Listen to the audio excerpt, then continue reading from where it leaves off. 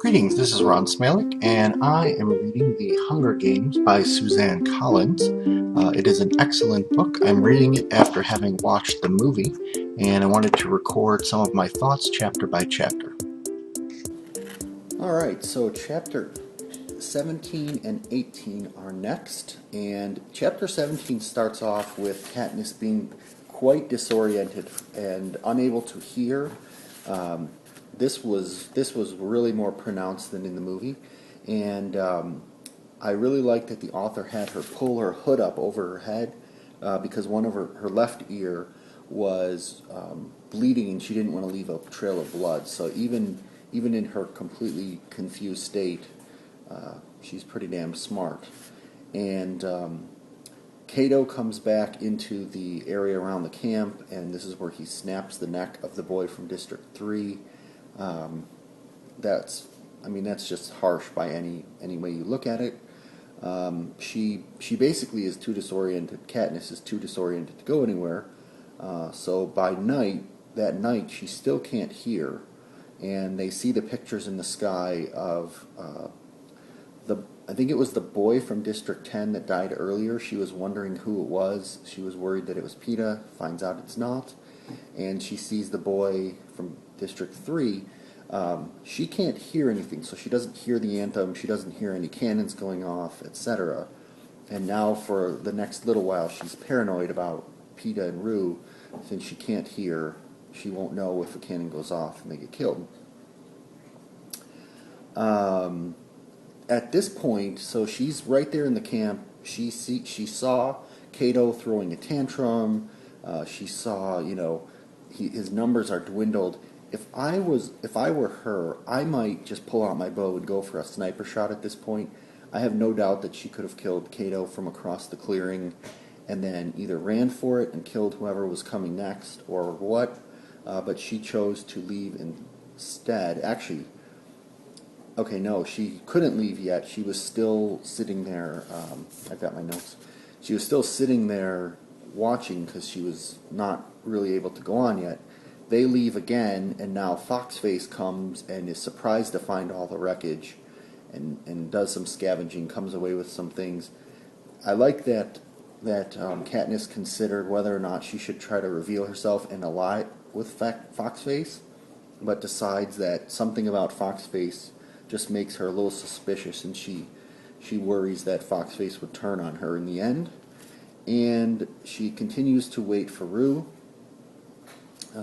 at the location of the first smoke, or though the third smoke, where Rue created the smokestack but never actually lit it on fire. Katniss is chewing on some mint leaves, and I thought this was pretty cool too. She mentions that typically in District 12 they have mint after dinner, sort of as a dessert, and so by eating some mint leaves, she's very hungry. By eating some mint leaves, it quote unquote sort of tricks her stomach into thinking that the meal is over and that it should be full. So I thought that was a pretty interesting psychological trick. Also, she scatters some of the mint on the ground for Rue because she knows that Rue would recognize that she's been there, while the careers might just see leaves and not realize what it meant. Then, of course, unfortunately, we get to the part where she comes across Rue in the net, and a spear jabs through Rue. I don't know if it was just unlucky timing, or if it was they were waiting for her to see Rue, and then they killed Rue and stepped out. I think it was timing because Katniss is able to get off an arrow and kill the boy from District 1 by shooting him in the neck at this point. Oh, actually, I'm sorry. 17 ends seeing the spear go into Rue, and then 18 begins with the boy from District 1 being shot. Now, this confused me because for some reason up till now I thought Cato was the boy from District 1. He was kind of the alpha. But apparently Cato must be from District 2. I don't really remember who the boy was from District 1 from the movie. Katniss, talks to Rue as she dies and starts singing. I think they foreshadowed this better in the movie because it's the same song that Katniss had sung for her sister. And this is the first time in the book that the author included the full lyrics to a song in the text of the book. I always wonder why authors do that. Sometimes I like when an author includes a few snippets of lyrics, but when they put the whole song or poem in the book, sometimes it's a little bit overkill. Katniss, at this point, basically resolves to show the game masters that she's not going to be a pawn in their game anymore. She's going to end this and do something about it. She's taken Rue's death more strongly than, the threat to her own family and to everything else that has gone on this far, and basically promises that she's going to win for Rue.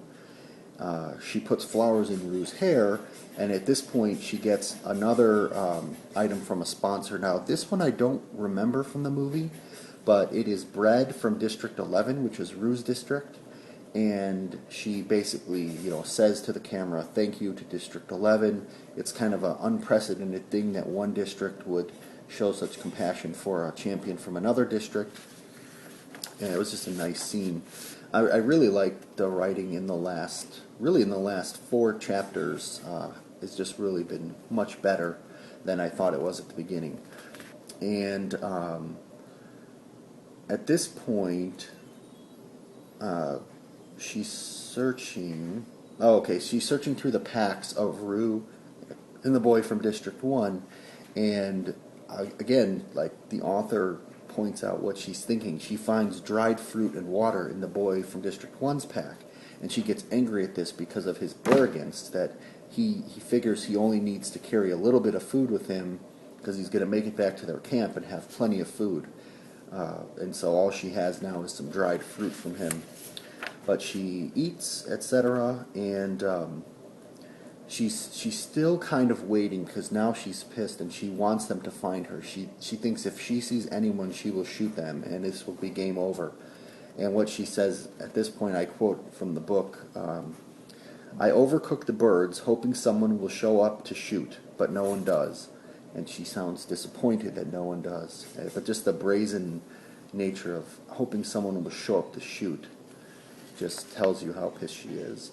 And this chapter 18 ends with an announcement. Now, she's thinking that typically the games at this point announce a feast, sort of a temporary truce, to try to lull the tributes back together, but it's not.